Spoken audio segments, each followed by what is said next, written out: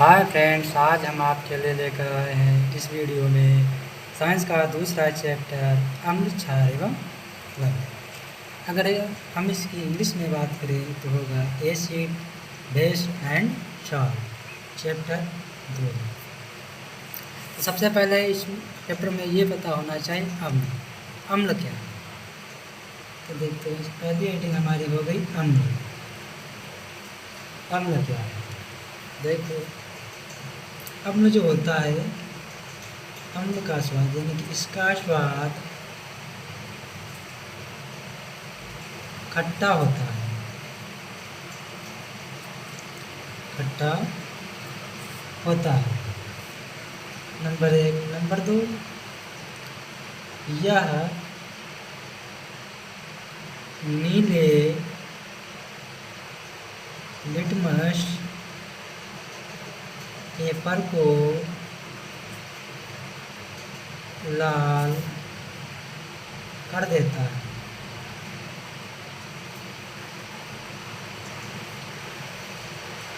Number 3, यह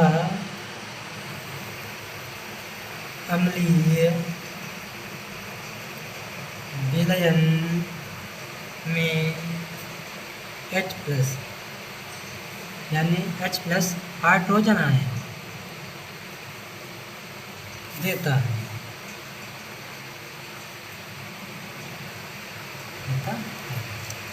उदाहरण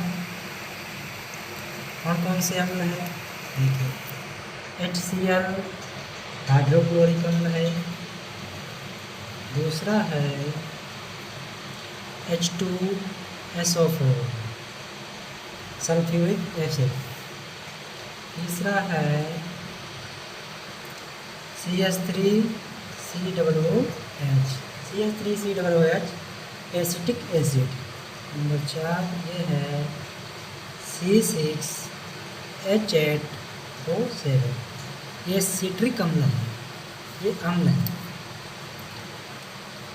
अम्ल छते पाया कहाँ कहाँ जाता है, किन किन चीज़ों में। तो सबसे पहले देखो, बिच्छू के डंक में, बिच्छू के डंक में, बिच्छू के डंक में फार्मिक अम्ल होता है, फार्मिक अम्ल।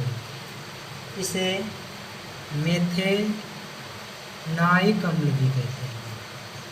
अगर आपके बिच्छू काट लेती है तो शरीर पर जलन से होने लगती है। या फार्मिक अम्ल बिच्छू चींटी के काटने में होता है। दूसरा होता है दूध दही। दूध दही में लाइट्रिक अम्ल होता है, लाइट्रिक अम्ल होता है। अब बात करते हैं सांद्र अम्ल। सांद्र अम्ल किसे कहते हैं?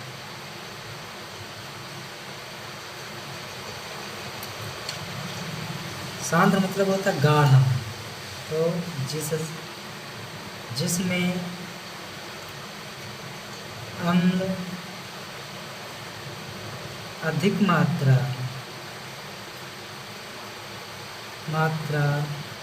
में हो और जल कम मात्रा में हो, उसे सांद्र अम्ल कहते हैं।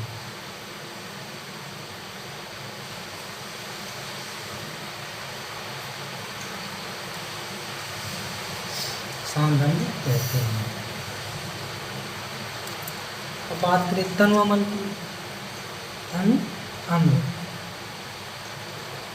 अम्ल जो होता है, तनु माने पतला, पतला। तो जस्ट सांद्र अम्ल का अपोजिट होगा, उसमें अम्ल की मात्रा अधिक थी, इसमें जल की मात्रा अधिक होगी। जिसमें अम्ल कम मात्रा में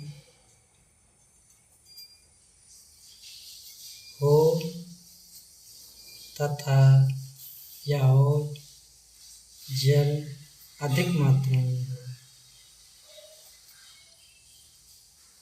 मात्रा में हो उसे तनु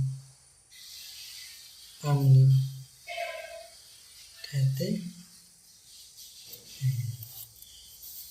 उसे तनु अम्ल कहते हैं। ये तो हो गई अम्ल की बात। अब क्षारक देखते हैं। क्षारक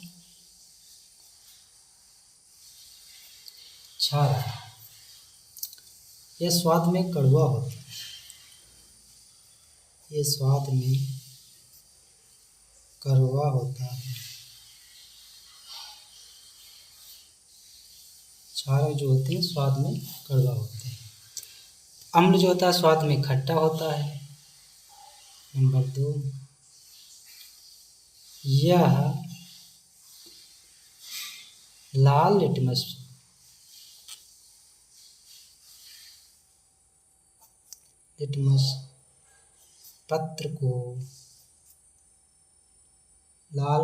पत्र को नीला कर देता है। वह नीले को लाल कर देता था, उसका अपोजिट है, कर देता है। याद रखने के लिए हम इसे झालनी से रखेंगे। झालनी मतलब झा से क्षारक हो जाएगा। झालनी, झा से क्षारक, ला से लाल, नीला मतलब क्षार जो है लाल लिटमस पेपर को नीला कर देता है।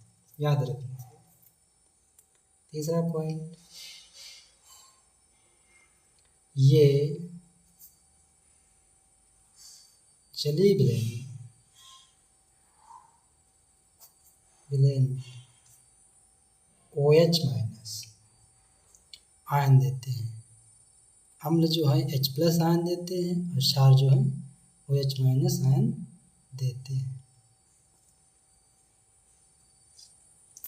उदाहरण के तौर पर NaOH मतलब सोडियम हाइड्रोक्साइड, दूसरा है KOH potassium hydroxide, NH4OH ammonium hydroxide, ये हमारे क्षार के उदाहरण हैं। तो अगर आप स्क्रीनशॉट लेना चाहते हैं तो ले सकते हैं। चलिए नेक्स्ट पेज। नेक्स्ट हेडिंग है हमारी क्षार। क्षार तो जल में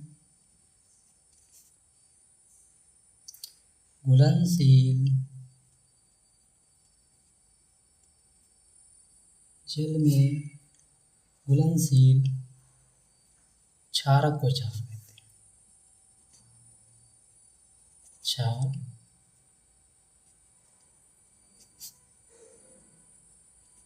क्षारक को क्षार कहते हैं। अब अगली हेडिंग, हमारी नेक्स्ट हेडिंग होगी सूचक। कैसे हम पता करेंगे कि अम्ल है क्षार है।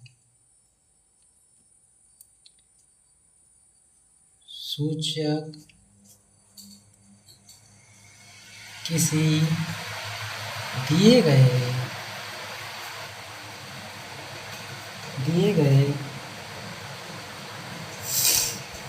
विलयन में अम्ल या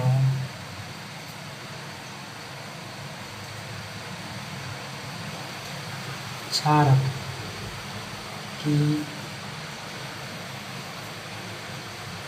उपस्थिति को दर्शाते हैं।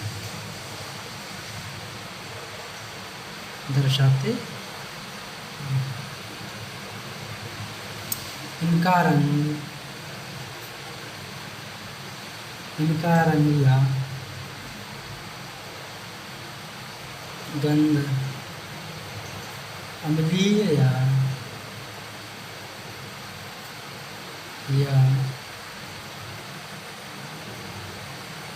क्षारक माध्यम में बदल जाता है। हम सूचक उसमें काम आता है कि हम कैसे पता करेंगे ये अम्ल है कि क्षार है। इसके लिए हमें सूचक की आवश्यकता पड़ेगी। देखते हैं, सूचक 3 प्रकार के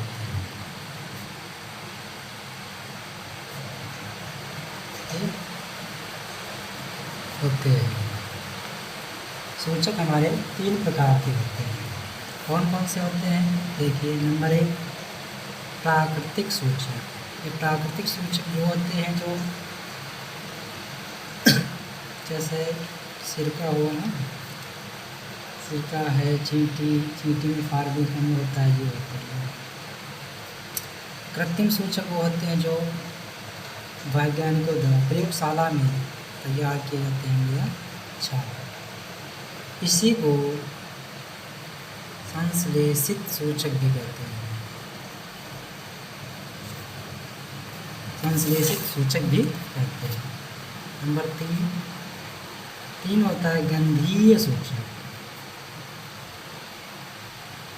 गंधीय सूचक।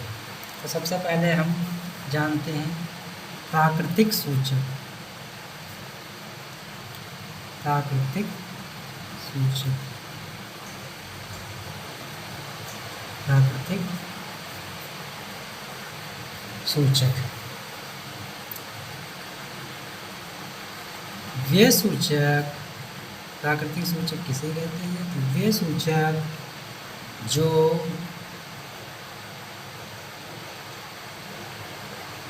पौधा से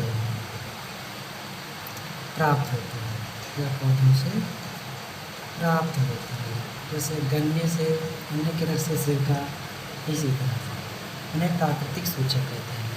उन्हें प्राकृतिक सूचक कहते हैं।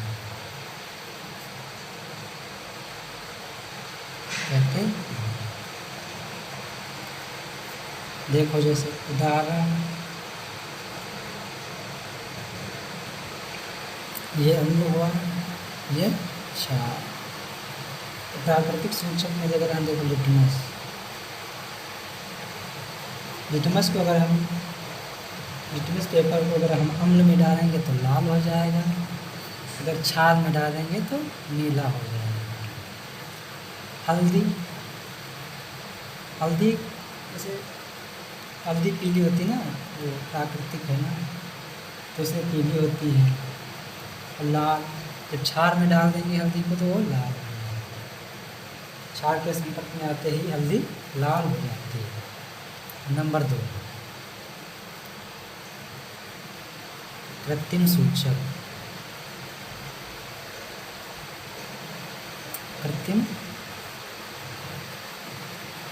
सूचक वे सूचक जो कृत्रिम सूचक वे सूचक जो रसायन द्वारा लैब में जो तैयार किए जाते हैं, द्वारा बनाया जाता है, उसे कृत्रिम सूचक या संश्लेषित सूचक कहते हैं। या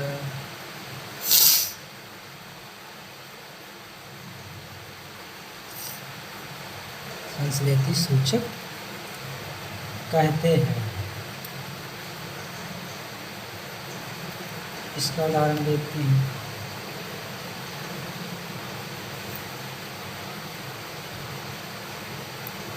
ये कृत्रिम सूचक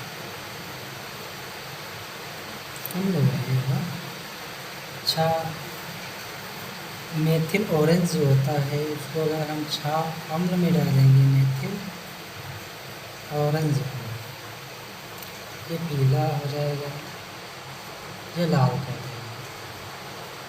ये कृत्रिम सूचक प्राकृतिक सूचक के जो उदाहरण है, ये भविष्यवाणी में कभी कभी पूछ ले जाते हैं।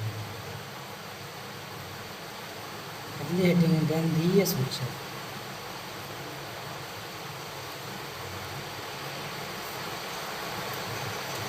गंधीय सूचक, तो गंधीय सूचक जिन सूचक की गंध अम्लीय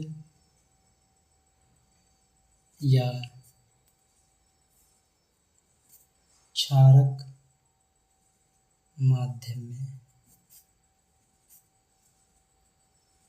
बदल जाती है।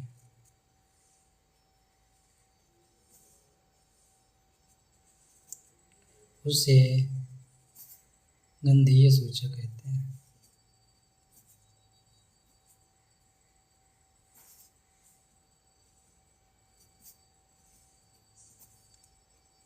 इसका उदाहरण देखो,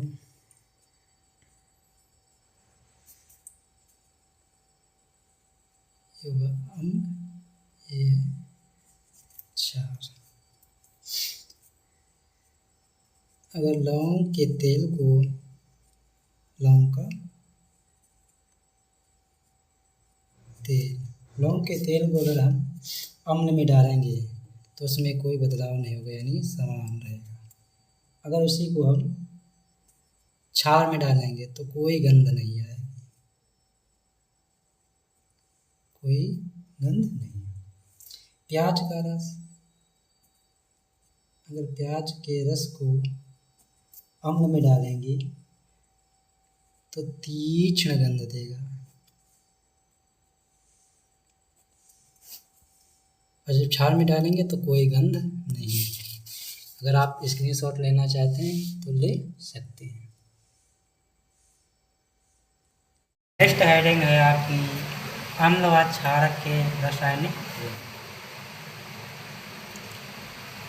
अम्ल व क्षारक के रासायनिक गुण। अम्ल व क्षारक के कौन कौन से रासायनिक गुण? तो इसमें सबसे पहले होगी धातु की अम्ल व क्षारक के साथ अभिक्रिया। अम्ल व क्षारक के साथ अभिक्रिया।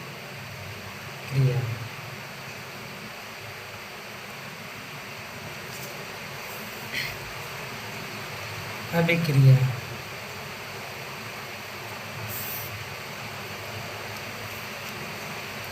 एक को लिखेंगे अम्ल के साथ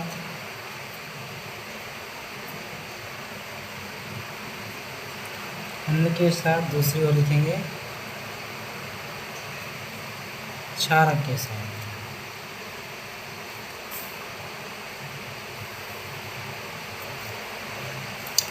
फार्मूला पर लिख देते हैं अम्ल प्लस धात। अम्ल की धात के साथ क्रिया कराना है ना, गिव्स आउट, ये बनेगा लवण प्लस हाइड्रोजन गैस। क्षारक में भी अम्ल की जगह क्षारक प्लस धातु गिव्स आउट, ये भी लवण बनाता है, प्लस हाइड्रोजन गैस। तो अम्ल की जगह पर हमको यहाँ पर अम्ल लेते हैं, तो लेते हैं HCl, इसके दोनों प्लस धात में कोई भी ले सकते हैं, एल्युमिनियम, कॉपर, जिंक। हम यहाँ पर जिंक ले रहे हैं, जिंक। तो जब इसकी क्रिया होगी अम्ल की धात के साथ तो यह बनाएगा ZnCl2, मतलब zinc chloride plus hydrogen gas.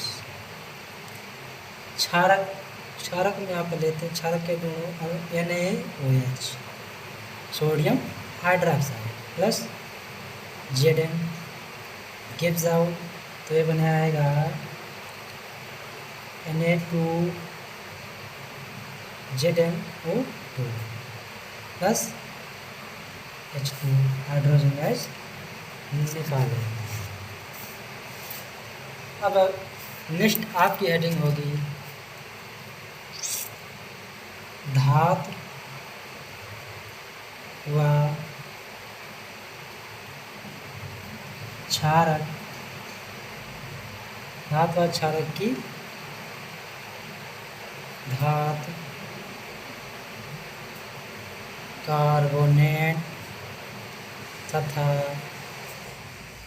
धातु बाइकार्बोनेट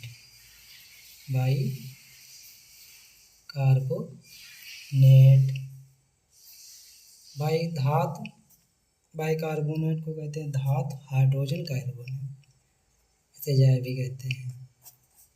बाइकार्बोनेट के साथ अभिक्रिया।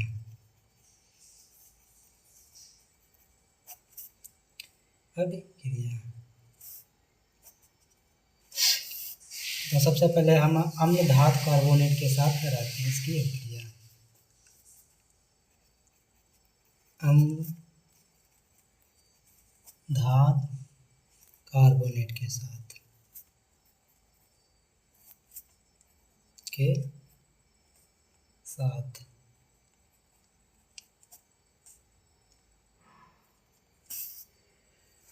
जब अम्ल धातु कार्बोनेट के साथ अभिक्रिया होती है, परंतु क्षार का धातु कार्बोनेट की अभिक्रिया नहीं होती है, ये हम आपको आगे बताएंगे।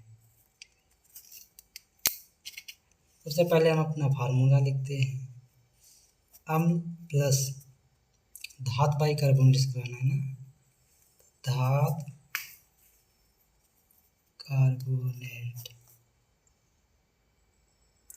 धातु carbonate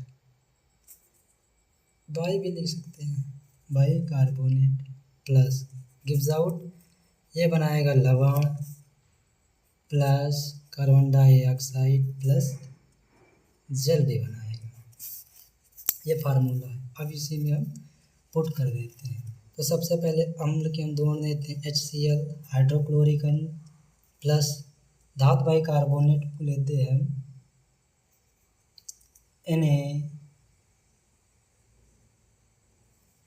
NaHCO3, sodium hydroxide carbonate gives out, तो ये बनाएगा NaCl सोडियम क्लोराइड, ये साधारण लवण है, साधारण नमक है NaCl, carbon dioxide plus H2, साथ में कार्बन डाइऑक्साइड गैस भी निकलेगी और जल भी निकलेगा। नेक्स्ट हेडिंग धातु अम्ल धातु, यहाँ पर अम्ल व क्षारक।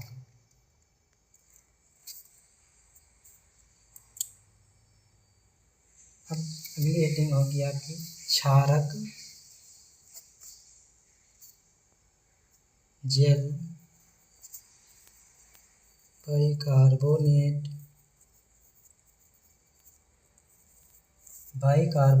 या धातु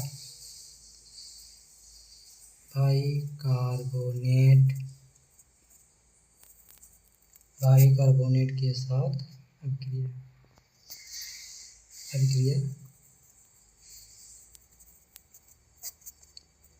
अभिक्रिया नहीं होती है। अगर हम क्षारक की जल कार्बोनेट से अभिक्रिया या धातु बाइकार्बोनेट के साथ अभिक्रिया कराते हैं तो नहीं होगी। क्यों नहीं होगी? कार्बन डाइऑक्साइड CO2 को चूने के पानी से प्रवाहित किया जाता है। प्रवाहित करने पर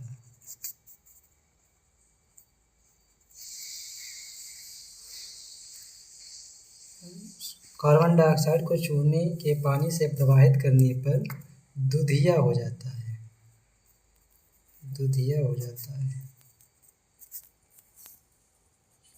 अब इसे हम रिएक्शन के तौर पर समझते हैं। CaOH का होल ट्वाइस प्लस CO2, ये बुझा हुआ चूना है। CaOH का होल ट्वाइस, इसे कहते हैं कैल्शियम हाइड्रोक्साइड।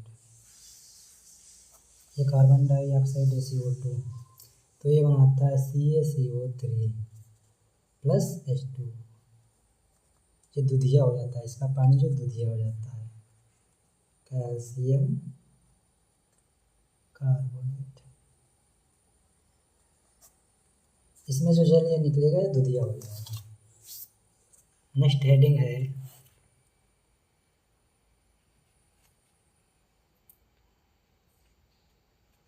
अम्ल व क्षारक की एक दूसरे से क्रिया, एक दूसरे के साथ अभिक्रिया। अगर आप स्क्रीनशॉट लेना चाहते हैं तो ले सकते हैं। नेक्स्ट पेज पे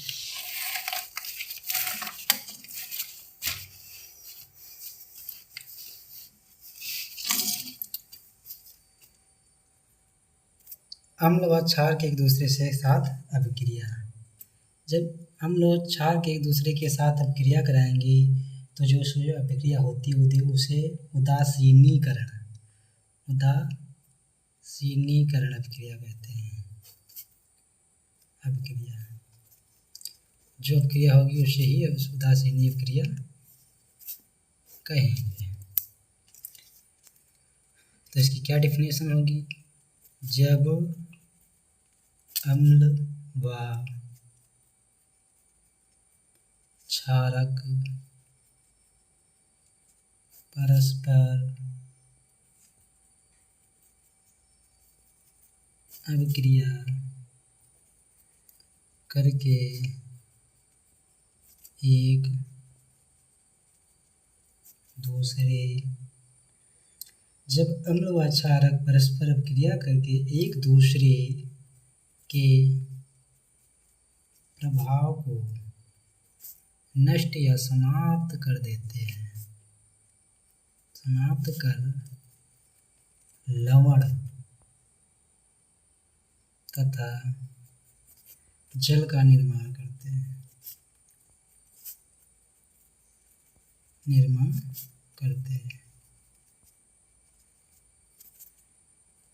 तो उसे उदासीनी अभिक्रिया कहते हैं। ठीक है, देखो अम्ल प्लस क्षार, अम्ल व क्षार परस्पर अभिक्रिया करके एक दूसरे से अभिक्रिया करके लवण प्लस जल, लवण तथा जल का निर्माण करते हैं। तो अम्ल लेते हैं HCl प्लस क्षार लेते हैं NaOH,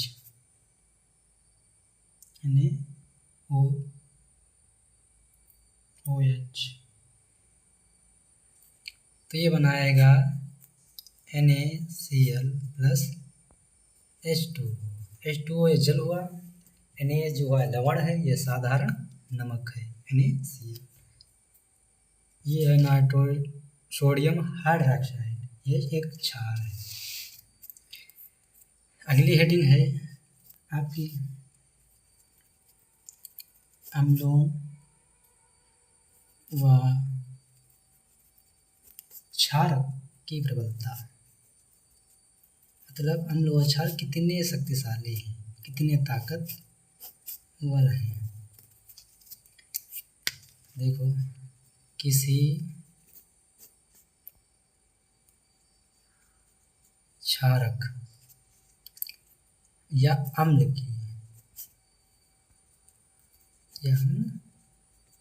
की प्रबलता उसके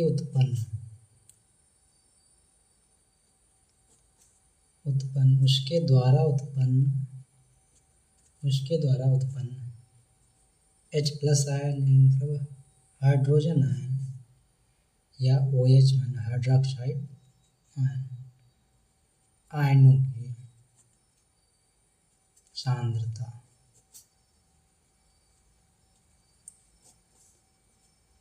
सांद्रता का मतलब होता है प्रतिशत या परसेंट।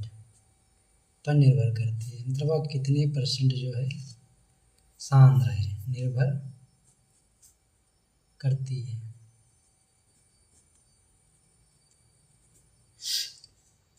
ये तो हो गए अम्ल व क्षार की प्रवृत्ति।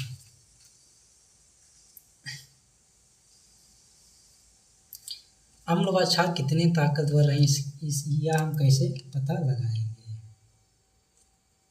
देखो नोट पॉइंट है, अम्ल व क्षारक की प्रबलता यानी ताकत या शक्तिशाली हम एक सार्वभौमिक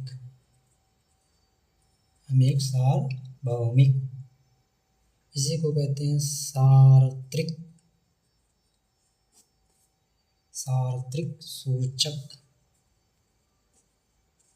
इसी को कहते हैं पीएच स्केल या पीएच मान द्वारा ज्ञात किया जाता है। अम्ल कितना प्रभावशाली है, अम्ल या क्षार, इसकी जांच करने के लिए हमें पीएच की आवश्यकता पड़ी, ज्ञात कर सकते हैं।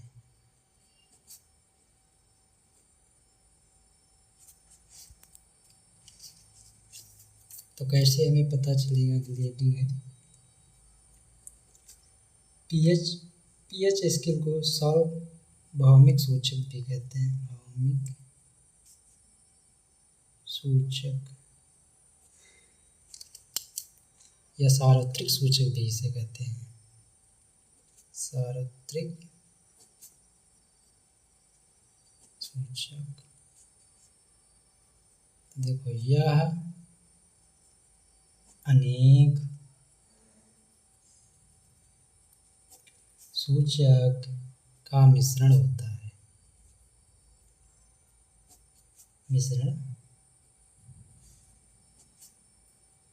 है, यह सूचक किसी विलयन में हाइड्रोजन आयन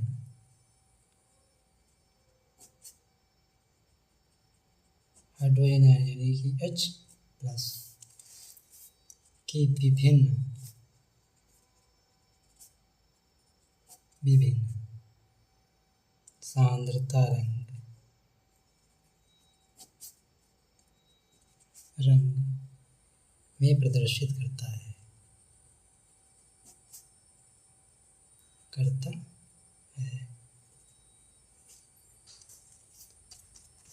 कैसे हम पता करेंगे कि कोई भी पदार्थ अम्लीय है या क्षारीय है? तो उसके लिए हमें पीएच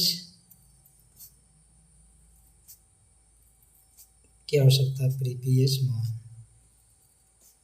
देखिए 0, 1, 2, 3, 4, 5, 6, 7, 8, 9, 10, 11, 12, हम यहाँ पर 12 तक ले रहे हैं। 7 पर जो होता है उदासीन होता है, मतलब 7 पर जो होता है पीएच ये होता है उदासीन। 7 से जो कम होगा, तो 7 से कम होगा तो अम्लीय होगा, 7 से ज़्यादा होगा तो क्षारीय होगा। ये उधर होता है अम्ल, ये होता है क्षार, यहाँ पर होता है उदासीन होता है। अगर आप स्क्रीनशॉट लेना चाहते हैं तो ले सकते हैं। नेक्स्ट पेज,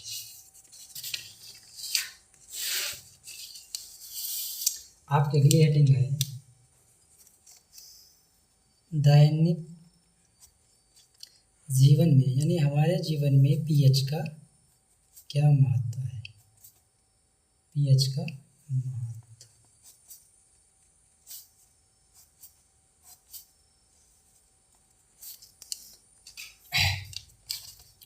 नंबर 1, जो हमारे शरीर का पीएच मान होता है वो 7 से 7.8 के बीच में होता है। हमारा सही अगर 7-8 के बीच में अगर आपके शरीर का पीएच मान है तो आप स्वस्थ हैं। अगर 7 व 8 के बीच में नहीं तो आप रोग ग्रसित हो सकते हैं। शरीर से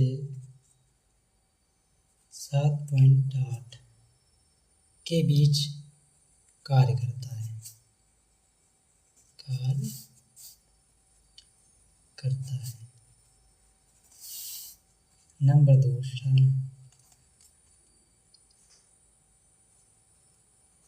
वर्षा के जल का अगर पीएच मान 7 पॉइंट से कम है, 5 पॉइंट, अगर वर्षा के जल का पीएच मान 5 पॉइंट से कम है तो वह वर्षा अम्लीय होती है। तो वर्षा के जल का पीएच मान अगर 5.6 से कम हो जाता है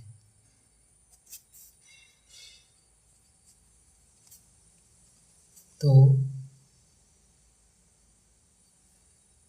अम्लीय वर्षा होगी, अम्लीय वर्षा होगी।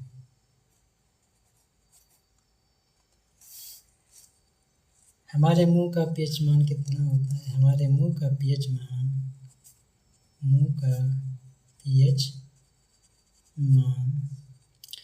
5.5 से कम होगा।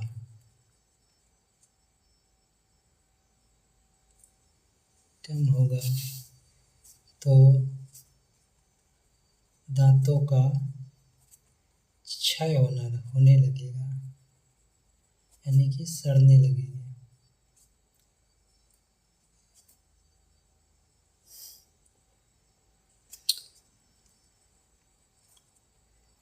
जो होता है जल का पीएच मान, शुद्ध जल का पीएच मान 7 होता है। टमाटर का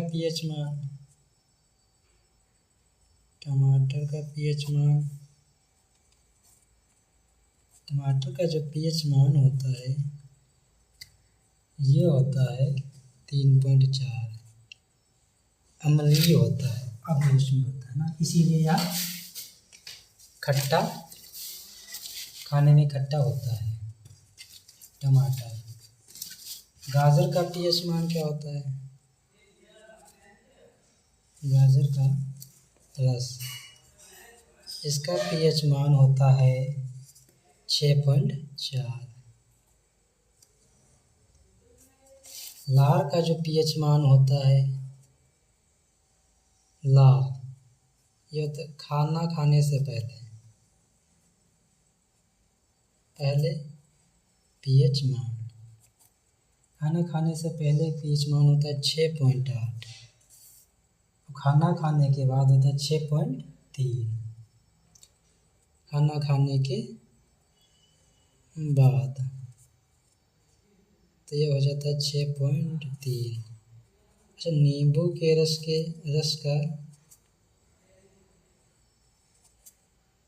पीएच मान तो ये होता है 2.4, अम्लीय होती है, इसीलिए नींबू खट्टा होता है। तो ये हमारे थे पीएच मान। अगली हमारी हेडिंग है नेक्स्ट, लवण। अम्ल पढ़ लिए, क्षारक पढ़ लिए, क्षार पढ़ लिए, पीएच मान पढ़ लिया है। अब हमारे आगे लवण इस चैप्टर का लास्ट टॉपिक। लवण के अंतर्गत पढ़ना है, बाकी ये लास्ट टॉपिक है। लवण, तो ये जो लवण है अम्ल प्लस क्षार जो दोनों मिलते हैं तब ये बनाते हैं लवण प्लस जहर। तो चलो लवण बनाते हैं। तो HCl plus NaOH NaCl plus H2O, ये हमारे लवण है। तो अगर अगली हेडिंग है हमारी लवण से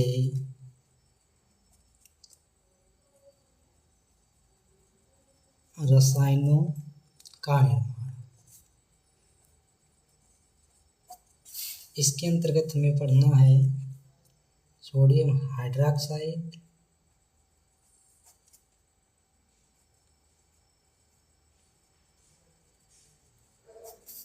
नंबर 2 तिरंजक चूर्ण,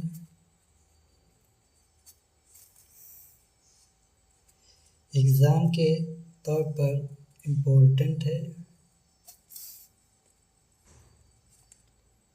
बेकिंग सोडा,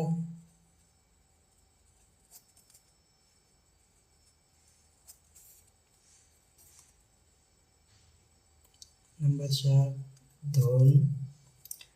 धावन सोडा या धोने का soda.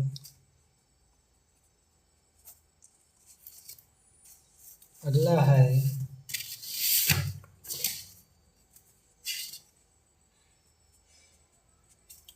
लाइस्टर of Harris, लाइस्टर of Harris.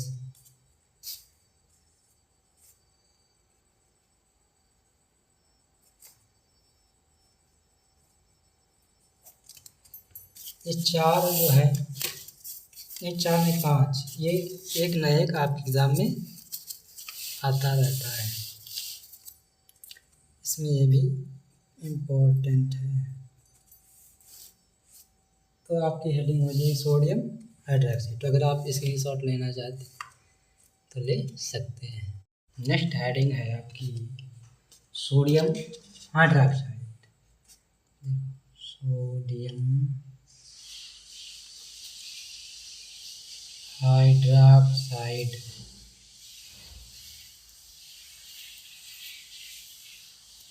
सबसे पहले इसका देखते हैं सोडियम हाइड्रोक्साइड बनता कैसे है। सोडियम हाइड्रोक्साइड निर्माण, तो सोडियम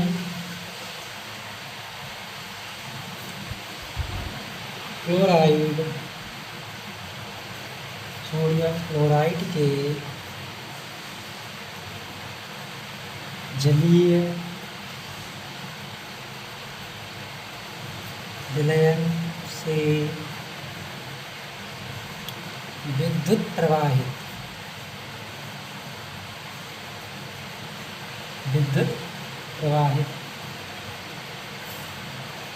करने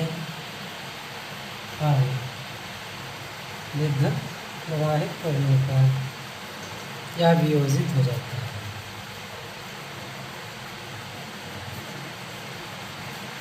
यह वियोजित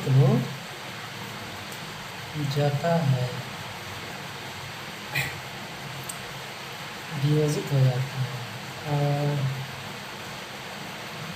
सोडियम हाइड्रोक्साइड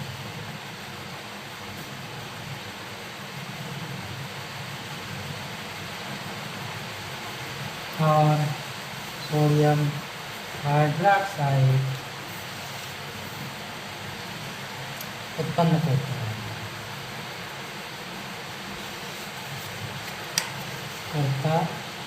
है, सोडियम हाइड्रोक्साइड उत्पन्न करता है। में सोडियम क्लोराइड तो NaCl प्लस ये जल, तो इसमें विद्युत धारा प्रवाहित की जाती है तो बनाता है NaOH sodium hydroxide. Sodium hydroxide मतलब NaOH, ये इसका रासायनिक सूत्र है, sodium hydroxide plus Cl2, chlorine gas plus hydrogen. जब NaCl में विद्युत धारा प्रवाहित करते हैं तो सोडियम हाइड्रोक्साइड बनता है प्लस Cl2 गैस निकलती है और हाइड्रोजन गैस भी निकलती है। तो जब यह क्रिया होती है तो एनोड पर क्या होता है और कैथोड पर क्या होता है। एनोड पर Cl2 गैस निकलती है और कैथोड पर H2 गैस निकलती है। और कैथोड के पास में क्या होता है, कैथोड के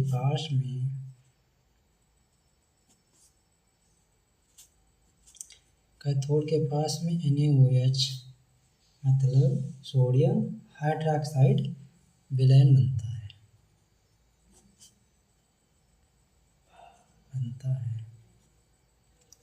अब इसका उपयोग कहाँ पर होता है, सोडियम हाइड्रोक्साइड का उपयोग भी जान लो। Cl जो है क्लोरीन या जल की स्वच्छता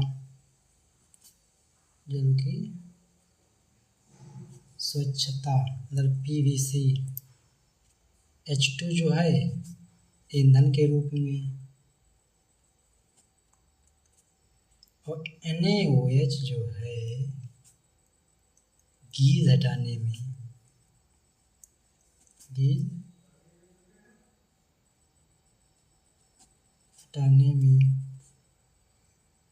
या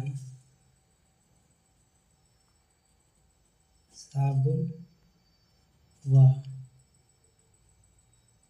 कागज बनाने के लिए सोडियम हाइड्रोक्साइड का प्रयोग किया जाता है। आपके अगले हेडिंग है दूसरी, विरंजक चूर्ण।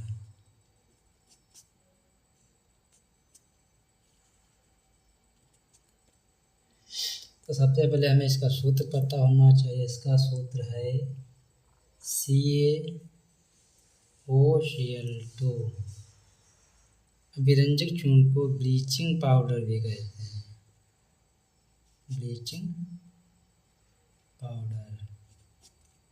सबसे पहले इसका निर्माण देखते हैं, बनता कैसे। विरंजक चूर्ण या ब्लीचिंग पाउडर बनता कैसे है,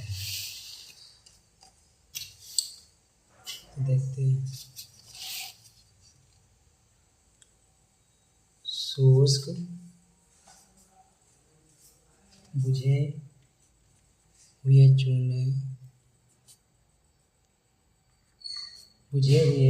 चूने मतलब बुझा हुआ चूना होता है CaOH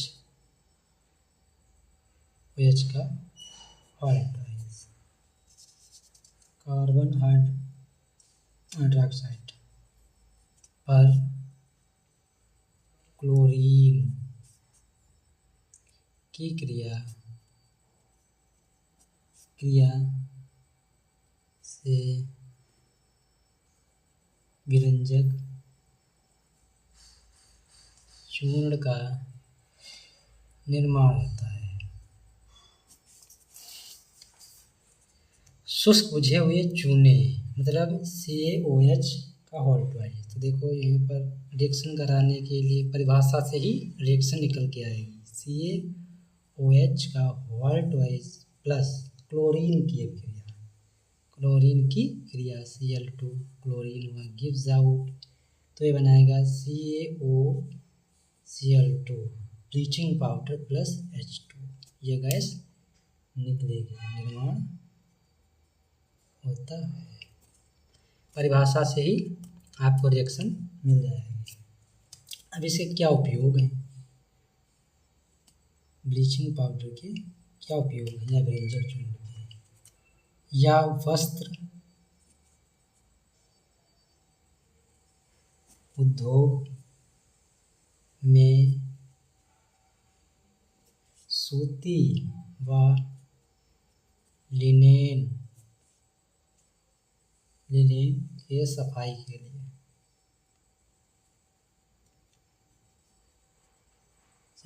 लिए नंबर 2, कागज की फैक्ट्री में लकड़ी के मज्जा के विरंजन के लिए। नंबर 3, पीने के पानी में रोगाणु नाशक के रूप में अगर आप इसका स्क्रीनशॉट लेना चाहते हैं तो ले सकते हैं। नेक्स्ट हेडिंग है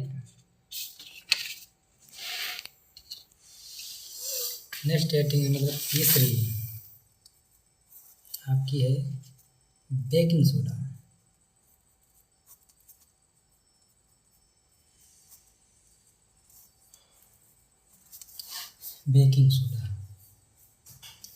बेकिंग सोडा का रासायनिक सूत्र है NaHCO3।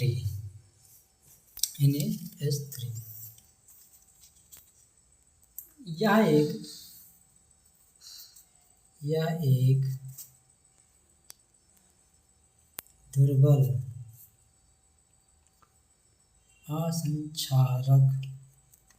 असंक्षारक मतलब हानिकारक या विनाशकारी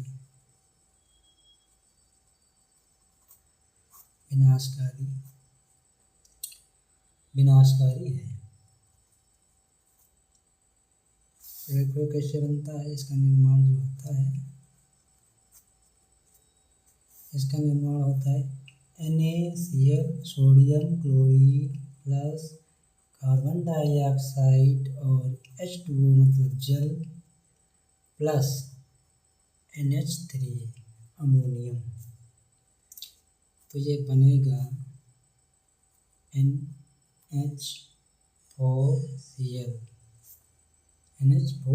मतलब ammonia plus baking soda NaHCO3। ये हमारा है बेकिंग सोडा।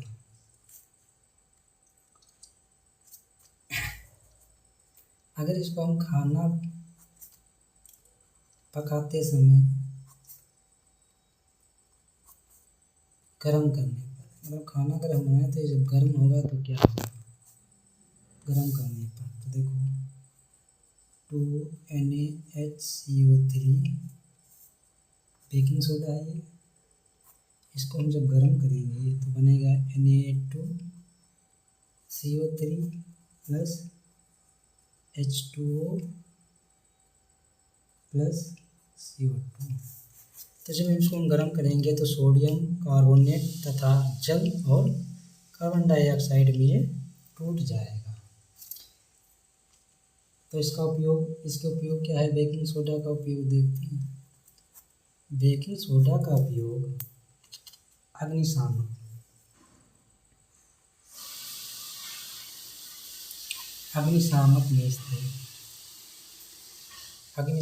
में इस्तेमाल, मतलब जो है कहीं पर आग लग जाती है, जो सिलेंडर में गैस होती है, बुझाने के लिए बेकिंग सोडा का प्रयोग किया जाता है।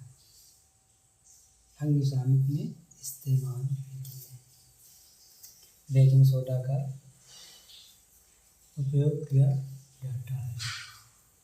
आमतौर से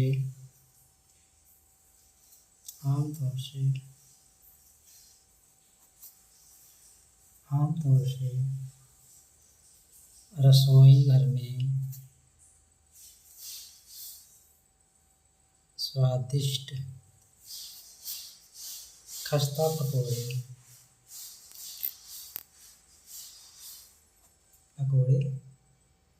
आदि बनाने में अगर बेकिंग सोडा का हम इस्तेमाल करते हैं, जिससे हमारे की जो ब्रेड या खस्ता पकौड़ी बनाते हैं वो अधिक फूल जाते हैं। और बेकिंग सोडा का जब भोजन में हम प्रयोग करते हैं तो वह अत्यधिक जल्दी ही शीघ्र पक जाता है। भोजन को शीघ्र पकाने में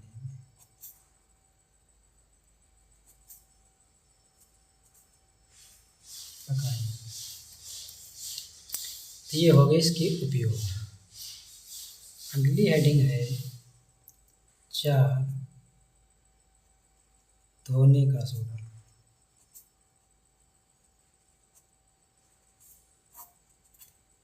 धोने का सोडा, इसका रासायनिक सूत्र है Na2CO3.10H2 चल के 10 है। इसका निर्माण कैसे होता है? धोने का सोडा निर्माण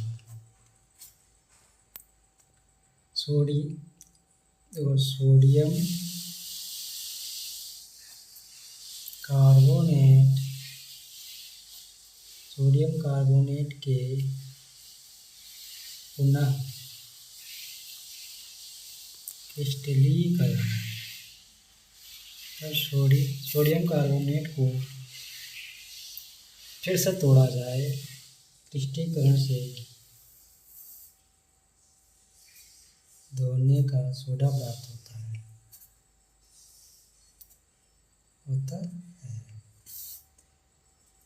बता धोने का सोडा का अगर हम क्रिस्टलीकरण करें तो Na2CO3.10H2। अगर हम इस क्रिस्टलीकरण कराएंगे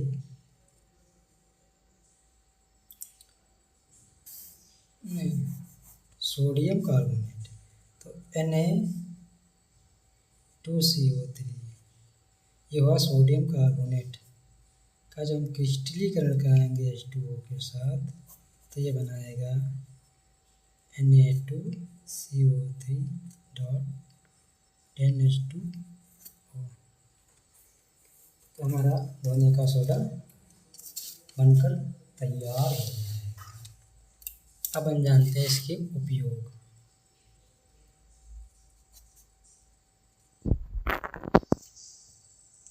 इसका उपयोग है कांच व साबुन,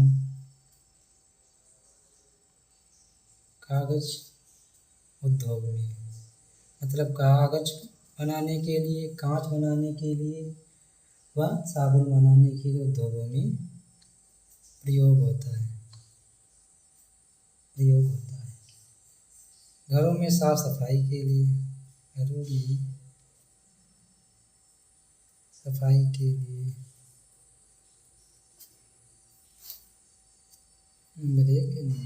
नंबर 3 क्या है?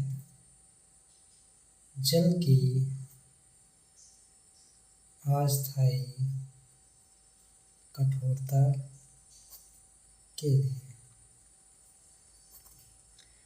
अगर आप स्क्रीनशॉट लेना चाहते हैं तो ले सकते हैं। नेक्स्ट पेज, अगली हेडिंग है आपकी plaster of Paris.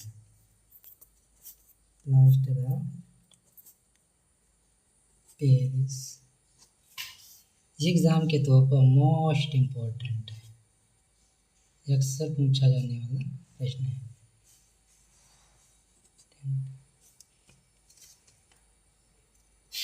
Plaster of Paris, तो इसका सूत्र होता है CaSO4 ½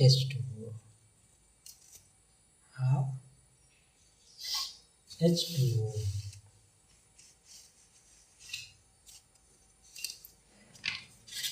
तो इसका निर्माण कैसे प्लास्टर ऑफ पेरिस बनेगा?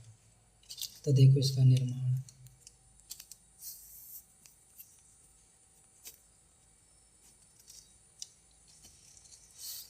इसका निर्माण है जिप्सम जिप्सम को 373 केल्विन या 100 डिग्री सेल्सियस पर गर्म करने पर यह जल के अणु त्याग कर calcium sulphate अर्धहाइड्रेट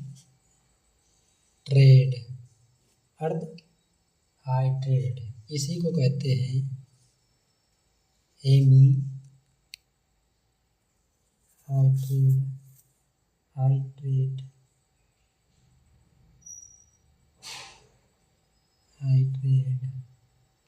hemihydrate CaSO4 H2O बनाता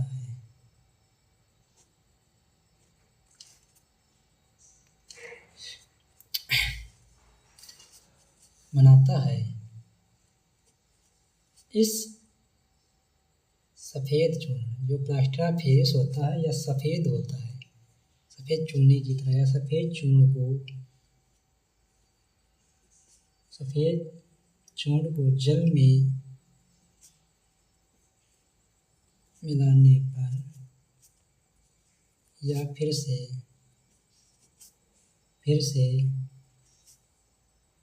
जिप्सम बन जाता है। मतलब जिप्सम से आप Paris of plaster of Paris बनाएंगे। अगर प्लास्टर ऑफ पेरिस को जल में मिला देंगे तो फिर उसका जिप्सम बन जाता है। तो सबसे पहले हमें परिभाषा दो नीचे, उसके बाद देखो कैसे बनता है। तो है CaSO4.12H2O को जब हम 1/2 H2O में मिलाएंगे तो ये हमारा बन जाएगा जिप्सम CaSO4.2HO। यह सफ़ेद चूर्ण होता है। इसका उपयोग आप सभी लोग जानते हैं, जैसे टूटी हुई हड्डियों को जोड़ने के लिए। जो आप शरीर की कोई भी अंग टूट जाता है, उस पर प्लास्टर चढ़ाया जाता है, वो प्लास्टर ऑफ पेरिस ही होता है। तो टूटी हुई हड्डियों को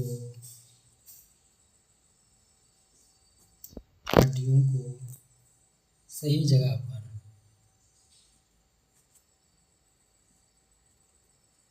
स्थित करने के लिए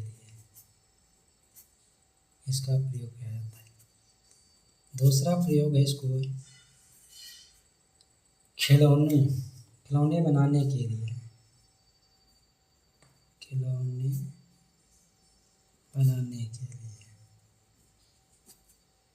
तीसरा प्रयोग है सजावट का सामान बनाने के लिए। चौथा है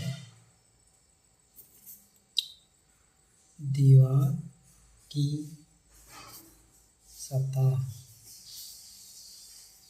चिकना बनाने के लिए। दीवार की सतह चिकना बनाने के लिए जो पुट्टी लगवाते हो, प्लास्टर ऑफ पेरिस। इस चैप्टर की लास्ट हेडिंग है क्रिस्टल का जन्म।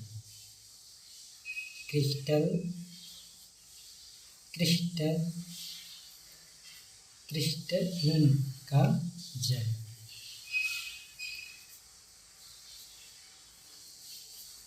क्रिस्टल का जन्म तो यह होगा लवण। क्रिस्टल का लवण के एक सूत्र इकाई, एक सूत्र इकाई में जल के निश्चित अणुओं की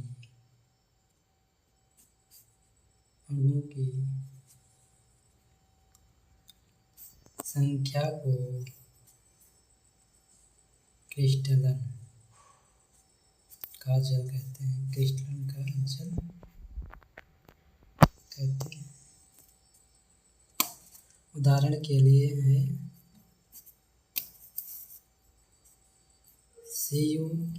CuSO4 gives out 5H2O। अगर इसमें पूछा जाए क्रिस्टलन के जल कितने हैं, तो यहाँ पर देखो क्रिस्टलन के जल 5 हैं।